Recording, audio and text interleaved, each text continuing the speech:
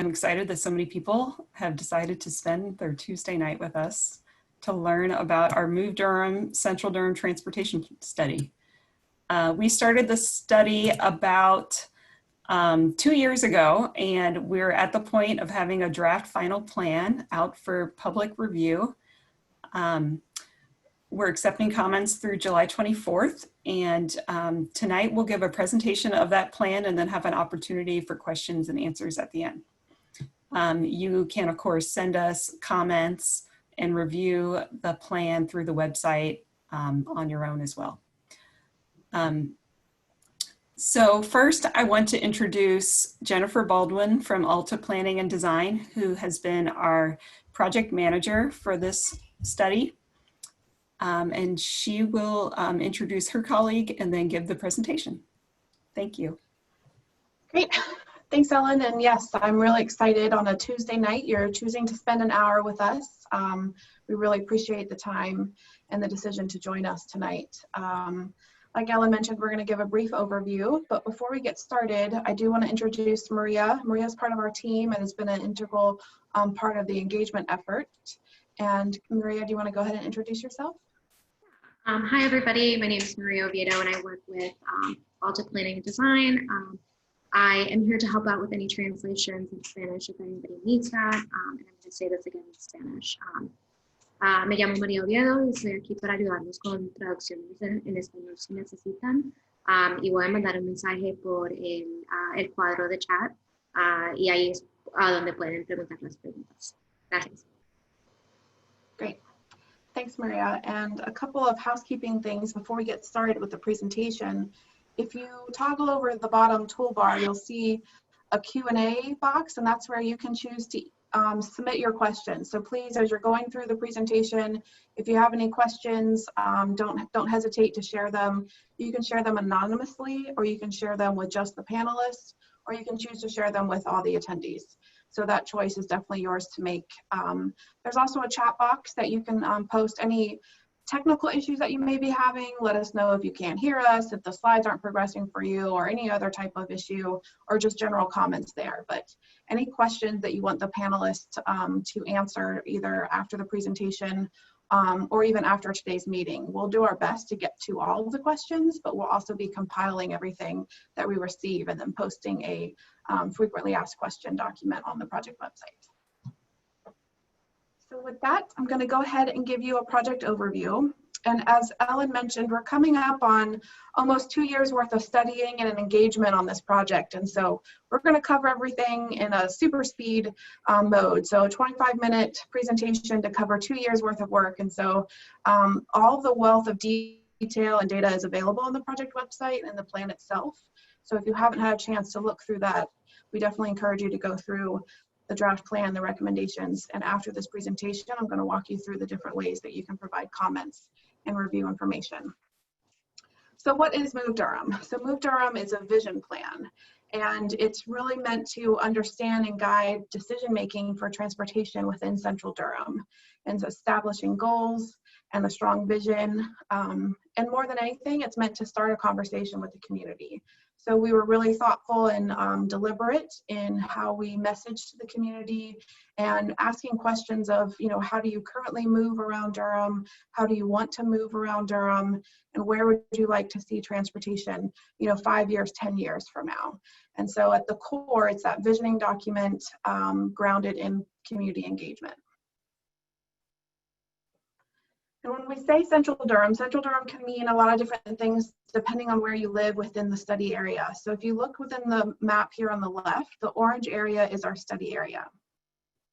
And so that's roughly, I-85 to the north, US 70 to the east, Riddle-Cornwallis Road to the south, and then US 15501 bypass to the west. And then as part of this effort, when we started the process, we also identified some key corridors that we wanted to dive into in more detail, ask the community how they use them specifically, as well as study existing conditions and forecasted conditions. And I'll talk a little bit more about these priority corridors as the presentation goes on.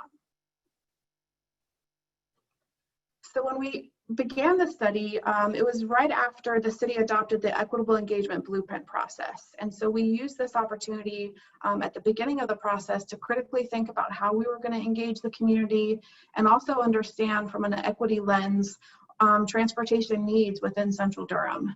And so one of the ways that we did this is we conducted an equity analysis, and this map highlights the results of that composite analysis. And so this takes census data. So it's not perfect, it's using the data that we have available through the census, and it maps out different indicators of need, such as access to motor vehicles. It looks at younger adults, it looks at senior citizens, anyone that you would think would have a vulnerability to transportation access. So poverty, several different indicators, and that's mapped out here. So those darker orange areas are the areas within Central Durham that have a higher concentration of need. And then we also mapped out and tried to understand existing access to transit. So all of the higher ridership stops, as well as all of the corridors within the study area. And then looking specifically at access to grocery stores and employment centers. And working with an active steering committee and the community, we developed a vision statement for the study and for the future of transportation in Central Durham that says that whether traveling by bus, foot, bike, or car, people in Central Durham will be able to move safely and reliably. A more convenient and connected multimodal transportation network will ensure that moving in Central Durham is affordable and equitable for all. So now I'm going to dive a little bit more into the priority corridors. And to start, I'm just going to share a little bit of information of our existing conditions analysis and how we ultimately landed on the selection of the priority corridors that you'll see in the draft plan.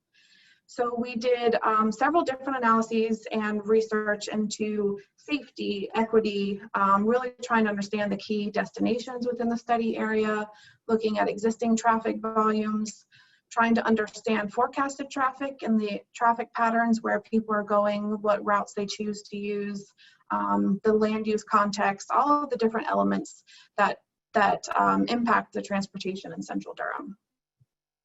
And one of the critical reasons that the city moved forward with this study was to anticipate and address potential changes that will occur in the system based on the East End Connector project. So this map that you see here is showing the forecasted traffic once the East End Connector opens. So the green lines on the map show an increase in traffic, and the red lines on the map show a decrease in traffic. And the thicker the line, the bigger the impact. And so you can see the really thick line, this is going to be the East End Connector that comes online, which is going to have a significant increase in expected traffic. And then several corridors that especially run north and south and some east and west within Central Durham are going to see less traffic. And we know, with the pandemic and the travel changes that have occurred during the shelter-in-place mandate, that sometimes when you have less traffic, there is a higher chance of having higher speeds, and it can make it even more uncomfortable and dangerous for all modes of transportation. And so that's why it was really important to focus in on these expected changes, engage the community to understand how they would like to use these corridors and reimagine the livability of some of these central corridors within the study area. So this map is also showing some of our analysis based on travel patterns. So the darker orange areas are some of the key destinations where the people are coming to when they come into the study area. And we use cell phone travel data to understand where the traffic is going, the length of their trips, and whether they're local trips, so whether they're done either within the study area or they're more regional trips, maybe coming from Raleigh or outside of the city of Durham. And so those darker orange areas that you see highlight the key destinations within the study area of downtown, the 9th Street corridor, Duke University, and Northgate area. We also looked specifically at a safety analysis. We looked at all modes, but we wanted to highlight here some of our findings for pedestrian crashes.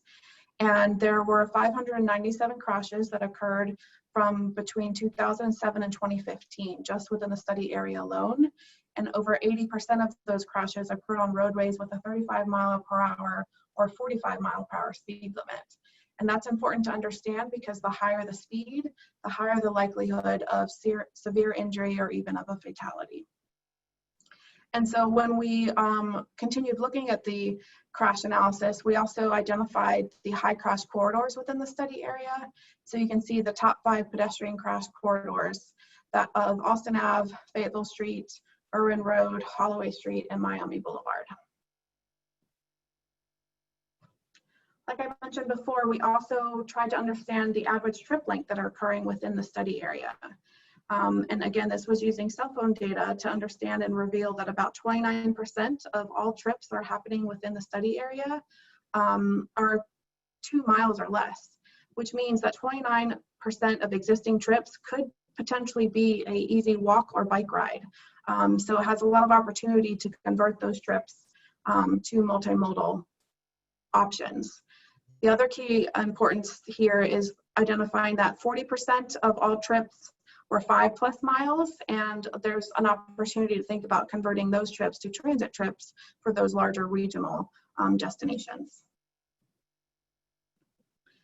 And then speaking of transit, this is, I think, where we really had to be flexible as we were underway on the study, because when we started the project and originally selected the priority corridors, it was under the expectation that the light rail project was going to proceed.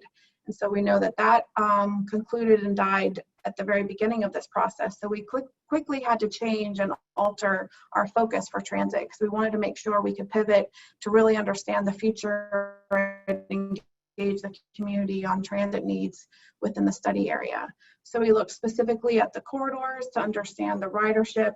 And then we also dove into access to these high ridership stops. So the map on the right highlights an analysis that we did of the downtown Durham bus station. And so even as something very central to downtown there's still, you can see on this map, there's still missing sidewalk connections, and there's still some missing crossing improvements that are needed.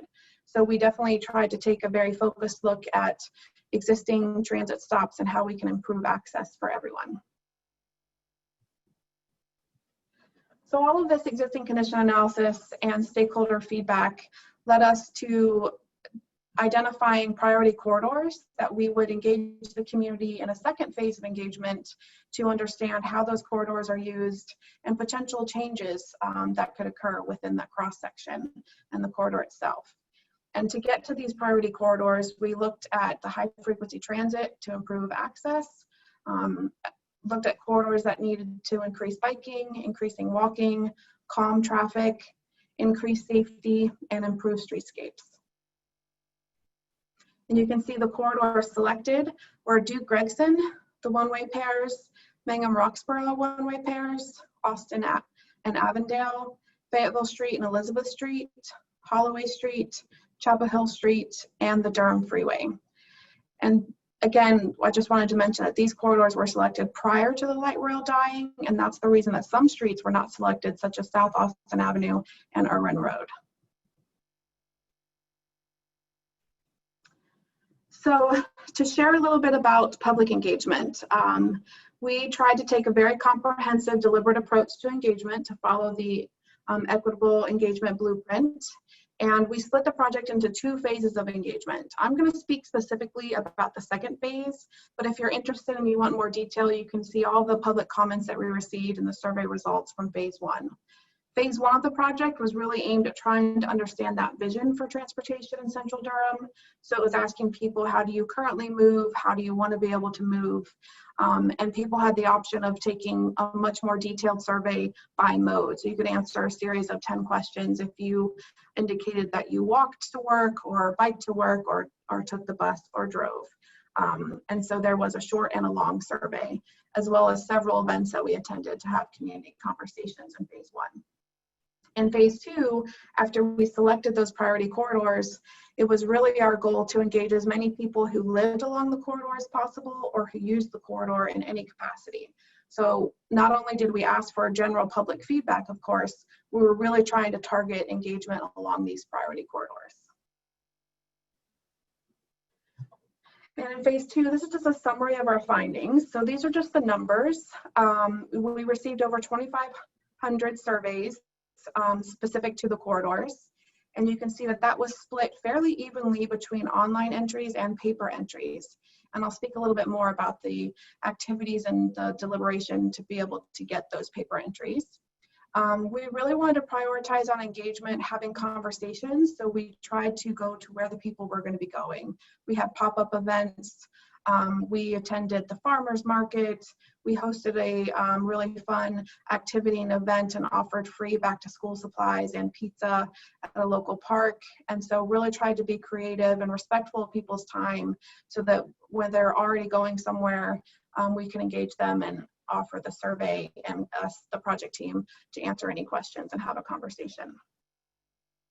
And I will say this is all done pre-COVID, where we could do a lot more in-person meetings. And so now that we're offering this in virtual for today's meeting, it's just adhering to the COVID restrictions. It's definitely not ideal. We'd much rather be meeting with each of you in person and having conversations. But I'll talk a little bit more about different ways to get involved and how engagement is going to continue even once this plan is adopted. So the breakdown specifically for those surveys and the comments and feedback that we got per corridor, you can see here the breakdown of online surveys and paper surveys. And it became very clear as soon as we launched this that some of these corridors, we really didn't have to work that hard at getting feedback online. And so Duke Street, Gregson Street, very engaged, active neighborhood, and they filled the survey out very quickly. Same for Chapel Hill Street. Some of the corridors were very much more intentional. And so we aligned with events that were occurring within those corridors. We walked the corridors and distributed flyers. We sent a mailer to each property owner along all of these corridors to get feedback and let them know about the project. And then Ellen and I also submitted surveys and had conversations with business owners along some of these key corridors.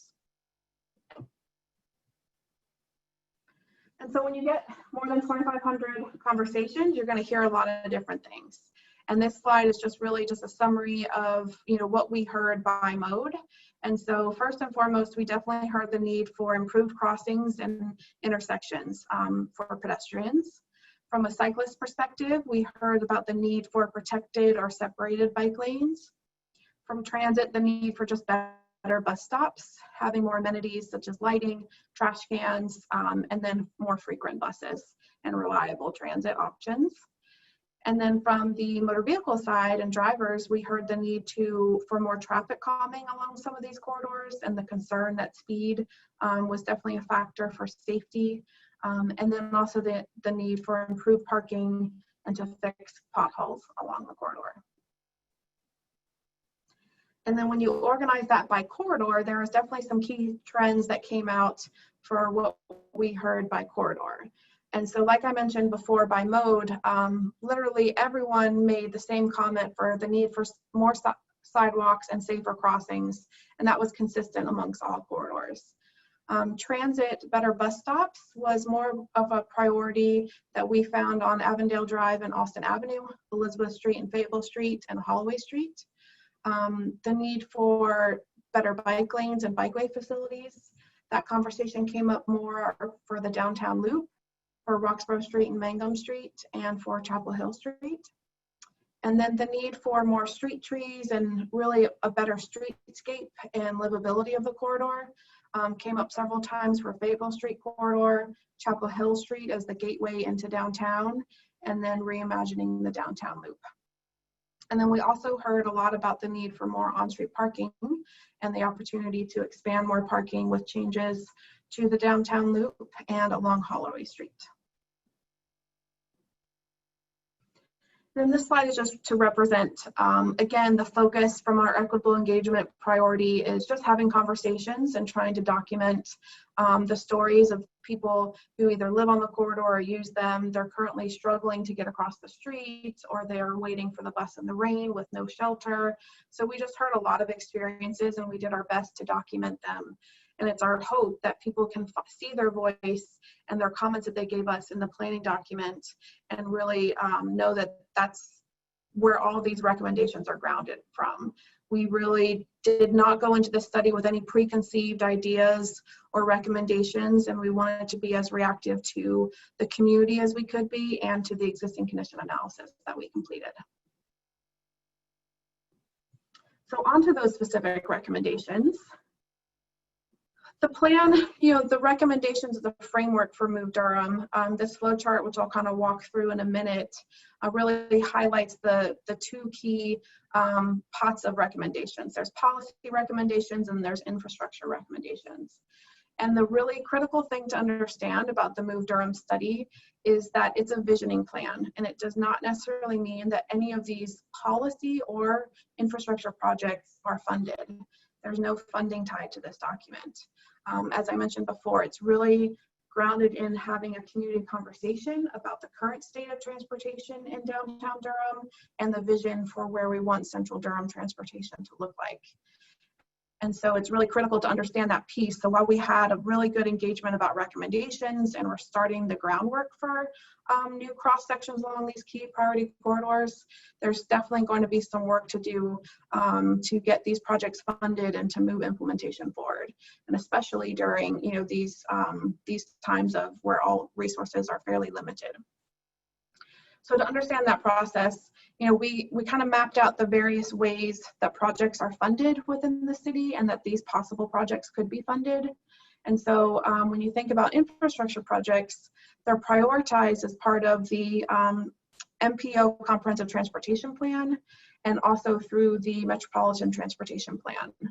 And so once they're prioritized and identified as a project, which is part of the goal for this planning process, is to simply identify the projects and understand if there is entry-level community support for them.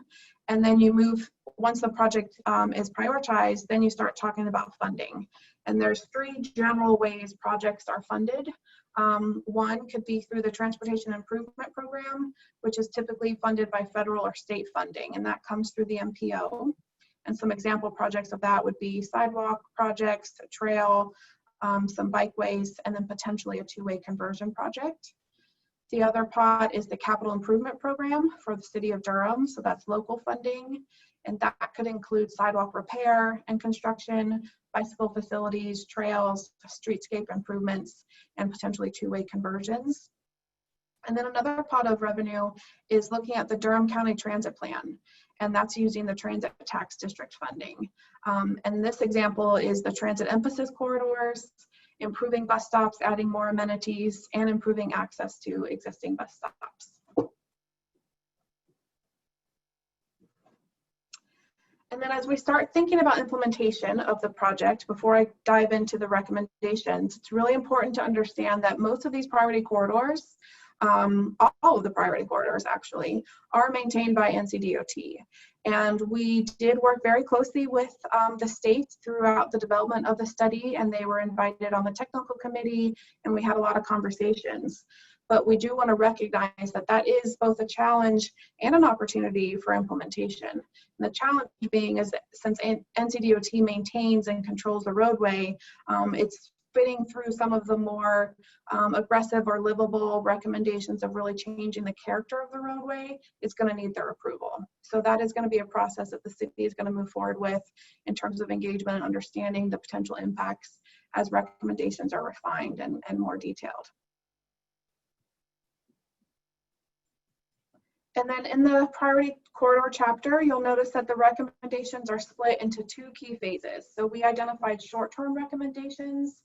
And again, this was also our way to be nimble within some of the challenges of implementation. We didn't want to only have big picture recommendations that were going to take many years to find the funding and many years of coordination with Ncdot in order to get the approval. So we looked critically at each corridor to identify some short-term, easy win improvements that would address the community needs and comments that we heard. And some of those are highlighted here along these corridors.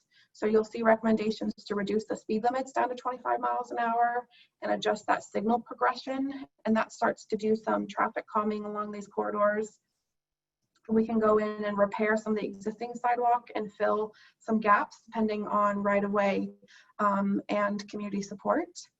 And then really doing a critical look at improving pedestrian crossings. And I think this, again, like I mentioned earlier, is the #1 thing we heard from the community.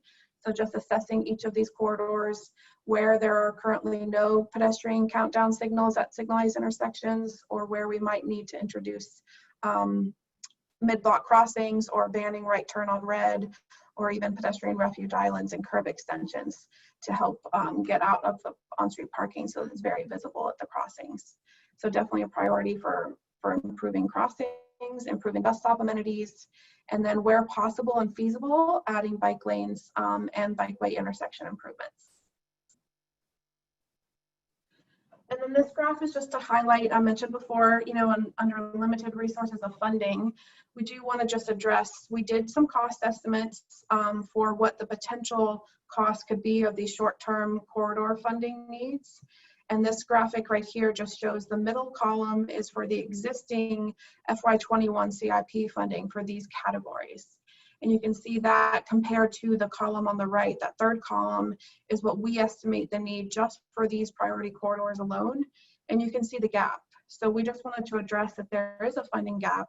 And this is just for the corridors identified in Central Durham, not to mention that the city definitely has other priorities and needs across the whole city.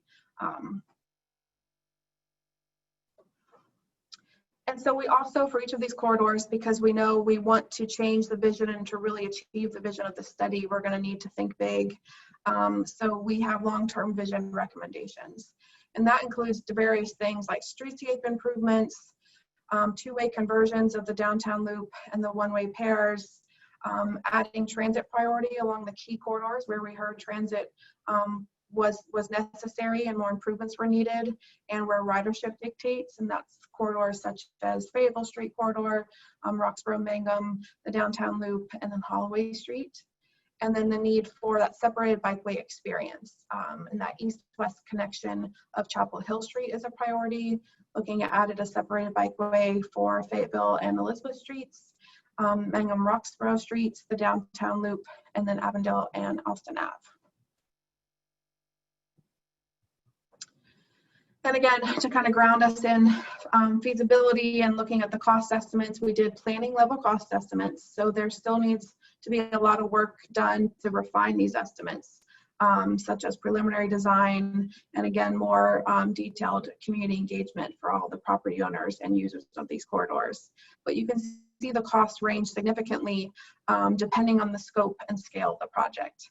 And the downtown loop specifically is quite costly when you think about the intersection improvements that would be needed to do the one-way conversions to two-way conversions for the downtown loop. So that is the highest price tag within the corridors. But you can see combined, we're looking at about a $35 to $52 million funding need in order to implement these long-term recommendations of these corridors. And then in summary, again, for implementation considerations, I spoke about the Ncdot relationship and collaboration needed, and a lot of that is really grounded in maintenance and the cost of maintenance. And so trying to understand and estimate that if there is a potential change in maintenance responsibilities, that's about $50,000 per year per mile. So that calculation can be made and understood and is something to consider moving forward. And then the plan, we also had a lot of conversations about different funding scenarios, how Durham currently funds a lot of their transportation, and if there's an opportunity to add some different scenarios. And so some of those that were discussed and detailed in the plan includes the Durham County Transit Plan, really leveraging state and federal grant opportunities, providing additional CIP funding for these corridor improvements, the potential for a transportation bond referendum, as well as looking at coordinating with private development and leveraging those opportunities as we can along these key corridors. We also discussed and want to recognize and move forward with a pilot project opportunity. Perhaps if we can move forward with those short-term recommendations, we can also identify a project that would be a great pilot to work with Ncdot through the approval process and really identify and work with the community to see these changes occur a little bit faster. So there's a lot of different ways across the country that folks are doing demonstration and pilot projects, and even within the city where we've done that in other areas. And so that's definitely an opportunity to explore further. And then I did want to mention, you know, because we prioritize engagement throughout this project, the engagement doesn't stop when this plan is complete. It's just started. We just started the conversation, and any project that moves forward is going to have its own round of much more detailed and focused engagement opportunities.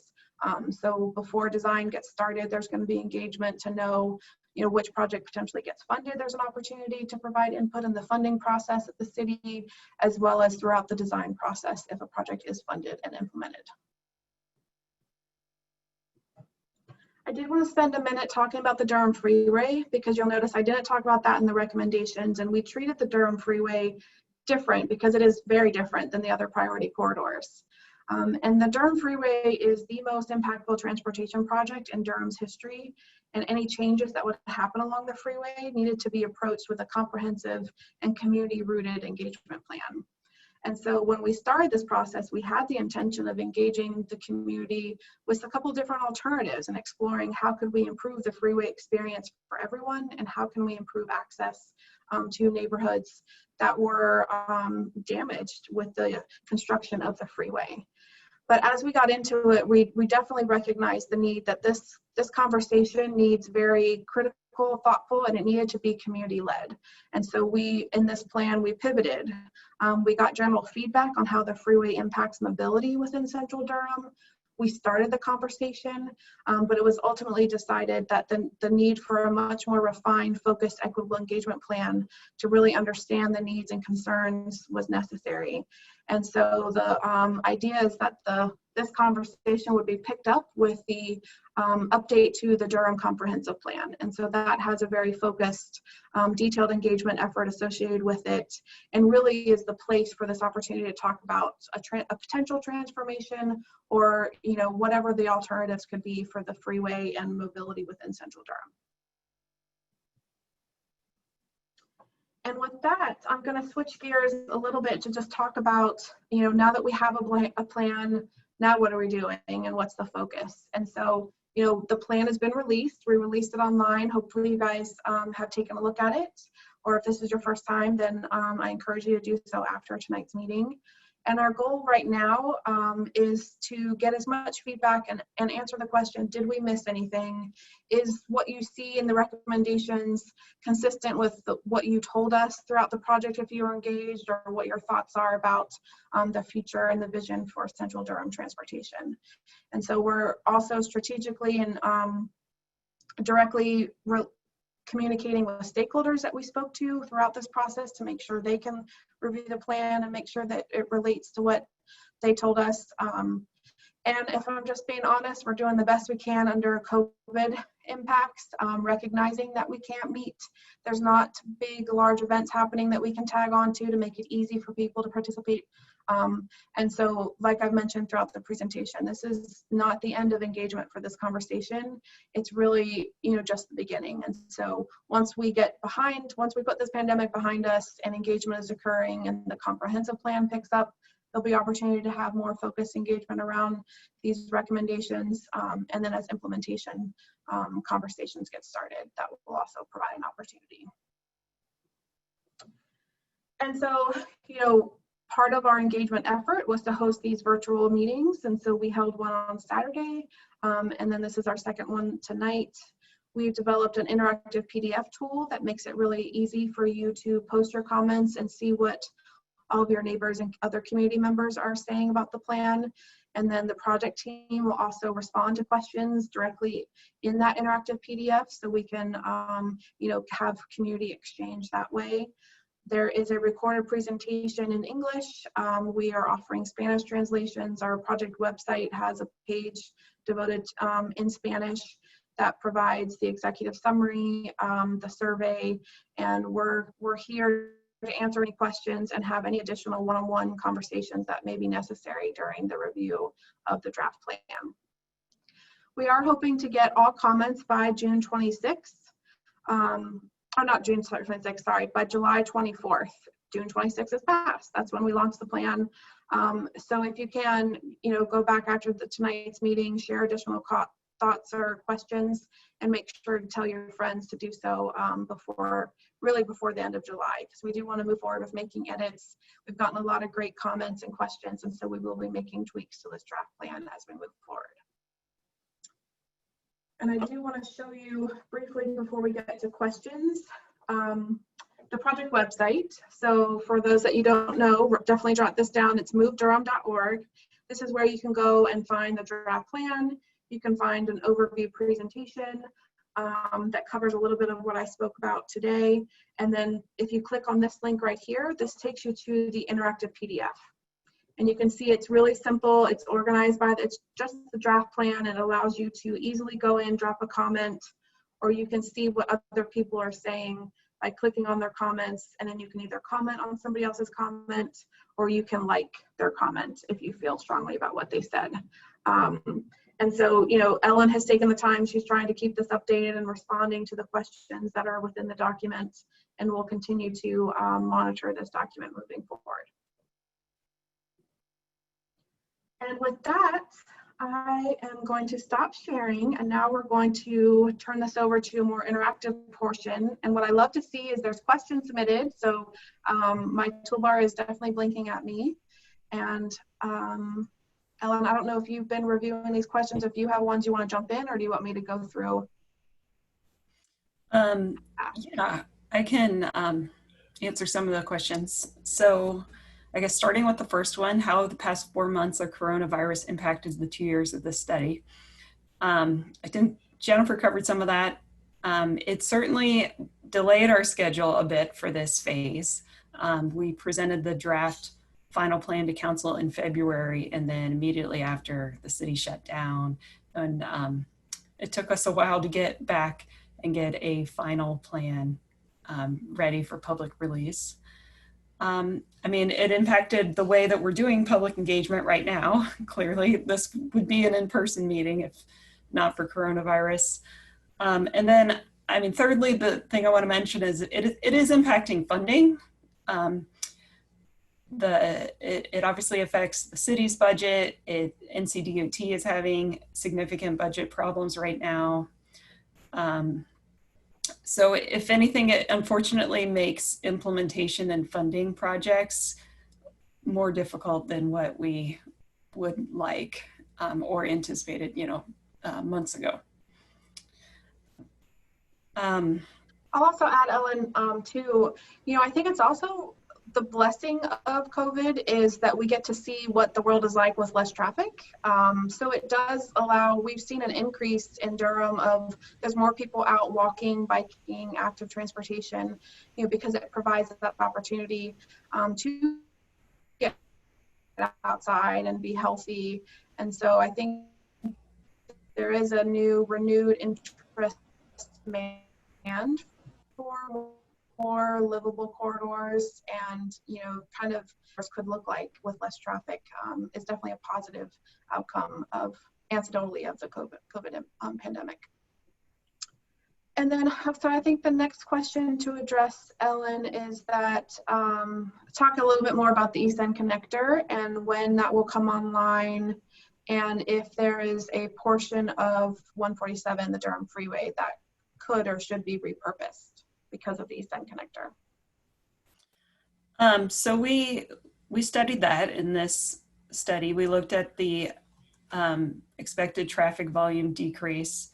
You know, I think the East End connector diverts a lot of through traffic that is currently using 147 through downtown. But it's important to note that downtown and Duke University are still major destinations, and there's always going to be a lot of traffic on 147 trying to get to those destinations. So I don't think 147 is completely ever going away, you know, but maybe it could be, it could serve, be focused more on serving that local traffic or traffic to downtown rather than the through traffic.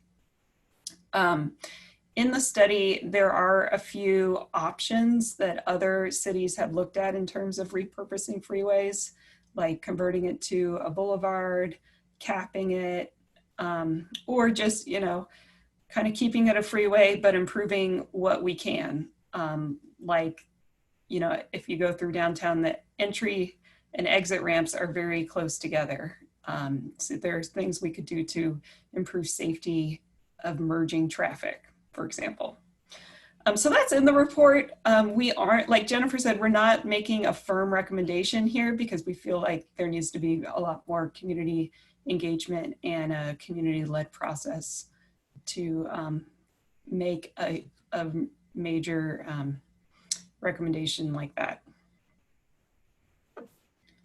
Great. And then Ellen, can you speak a little bit about how, once Move Durham is complete, how will projects be prioritized moving forward between the corridor recommendations and the policy recommendations?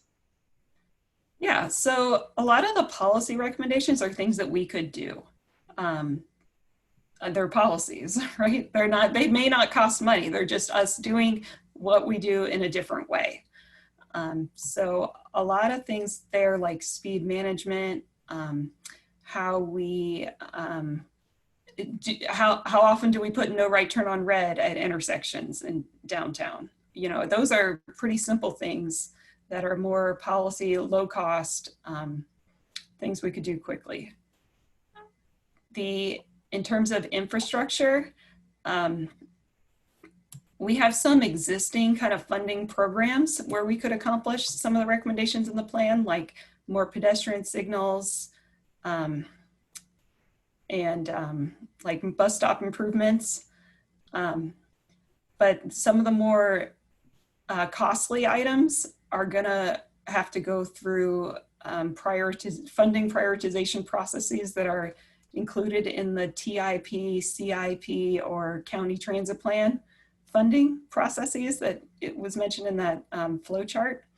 And each of those has a different way that projects are prioritized. The TIP is more controlled by the state, and so it more reflects their values. The CIP is adopted by the city council, so there's maybe more direct route for residents to have input on that. And then the county transit plan is the third thing that I want to emphasize, because we have some funding in the county transit plan already to implement projects on Fayetteville and Holloway streets, but we're currently going through a wholesale revision of the county transit plan in light of the light rail demise. So there's a lot of funding on the table right now, and we're just starting that process. It's gonna occur over the next 12 to 18 months. So I encourage you to be involved in that if you want a say in how the local transit sales tax money is used. Great, and there's a comment specifically to Gregson, Vickers, and Duke streets, but I think that could also be applied to the other corridors. We went over some of those short-term recommendations that you just mentioned, changing in speed limit or signal progression changes. Realistically, do you have an idea of like a general timeline that it would take to see some of those changes occur along the corridors? It depends on each corridor and what is happening and what the opportunities are. On all these roads are state roads, including Vickers. And I know we've had a lot of discussion with the community, probably some of the people on this call, about the issues on Vickers and the speeding concerns and the safety concerns. And the city is interested in trying to improve those issues. However, we have to work with Ncdot, and they need to approve anything that occurs on those roadways as long as they're state roads. And so there's limitations as to what Ncdot will allow us to do right now. In general, stuff like adding more pedestrian signals, adding bike lanes, those are things that the state routinely works with us on. But stuff like lowering speed limits might be a harder thing to get Ncdot to agree to. Two-waying the streets, I know, is going to be an issue to get Ncdot to agree to. A road diet where we decrease like maybe the number of lanes is something that we know that Ncdot does not agree to. So this is, it's a good example of the challenges to implementing this. Right now, like the city would focus on the things that we can achieve, like the lower hanging fruit, bike lanes, perhaps reducing the speed limit near downtown, because there's portions of Gregson and Duke Street that are already 25 miles per hour near Brightleaf Square. So maybe we could make it a few blocks north and a few blocks south, and incrementally make those sorts of improvements to those roadways.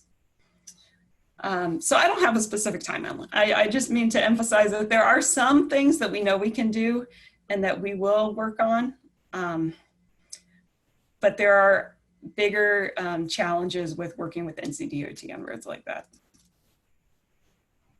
And I'll also just add, I think all of the comments, and that's the great thing about this process, is just documenting all of the experiences and comments that you're sharing tonight, that other people are sharing within the draft plan itself. Also can be packaged and help strengthen the conversation when Ellen and her team and the city sit down with NCDOT. So it's not just the Department of Transportation asking for these improvements, it just makes it a stronger case to show all of the different engagement in the community together. And so that's just another way that this process and the public comments will be used moving forward for that collaboration. There is a question specifically about, what happens after the public comment period and how will comments being given to the plan be incorporated. And so I'll just mention that, and Ellen, you can add on too. So we are tracking comments, we're documenting everything, and there will be one final round of edits to the draft plan. So we're going to be as responsive as we can to any questions or concerns. We'll make edits, we'll work with, the city staff, other stakeholder staff to make that final changes and round of edits. And then you'll see, we'll announce when the final plan is available on the city website. Another question I see here, this is fairly straightforward. Ellen, do you have an update on when the East End connector should open? I don't know that date off the top of my head. I'd have to look it up on NCDOT's website. I think it should be later this year that it is open to traffic. They'll still be doing a lot of the, continuing to finish the project, even once it's officially open to traffic. It's quite complicated. And as anyone's driven through downtown Durham, the traffic's constantly shifting. So I don't know exactly when that's going to be. I'll have to check with NCDOT. Great. And then is there a general timeline when we sorted the recommendations into short-term and long-term? Just an expectation or the difference between in years for short-term recommendations and implementation versus long-term? So the real difference is short-term recommendations have existing funding streams and don't have major implementation challenges like flags that we know NCDOT wouldn't approve them. Long-term are more projects that require funding. And like Jennifer said, this project does not come with any funding. Like we have to work through these other processes to get funding. So it's hard to know when that's going to occur. Also, stuff like the two-way conversions, we know that NCDOT is not currently in favor of that on Duke, Gregson, Mangum, and Roxburg streets. They are okay with it on the downtown loop. However, we don't have funding for all three of those projects right now. We would have to seek that out. The other thing I'd like to mention is that two-way conversions don't fit well with existing funding programs because they're not really a vehicular capacity improvement. And a lot of the NCDOT processes are more geared towards prioritizing vehicular capacity increases. So it's challenging. We've been talking about the downtown loop being two-way for a decade and we haven't figured out how to fund it yet. So this is a vision plan and you got to start somewhere to even seek out funding or to create grant applications and submit to all these funding processes. So that's where we're starting.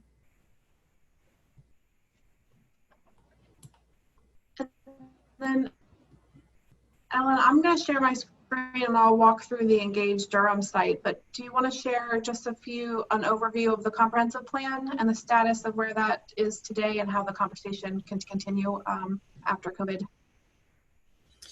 Yeah, so the planning department is heading the comprehensive plan update, and they did a phase 1 public engagement last fall.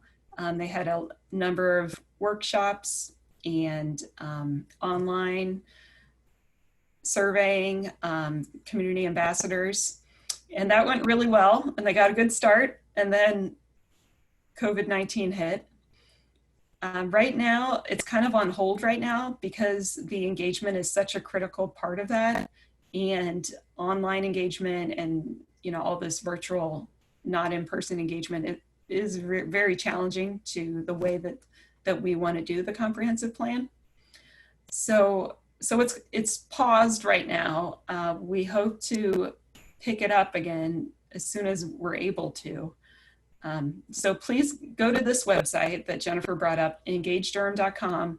You can click on the comprehensive plan. You can sign up for a mailing list, and all updates will be posted here.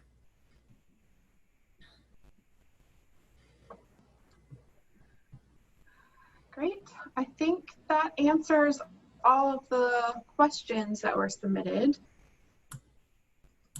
Let me look and see if there was any, I don't know if Ellen, if you want to address, there was some questions submitted before the meeting about why some corridors move forward and were addressed in this plan and others weren't, such as Garrett Road or Irving Road. Do you want to elaborate a little bit more on that?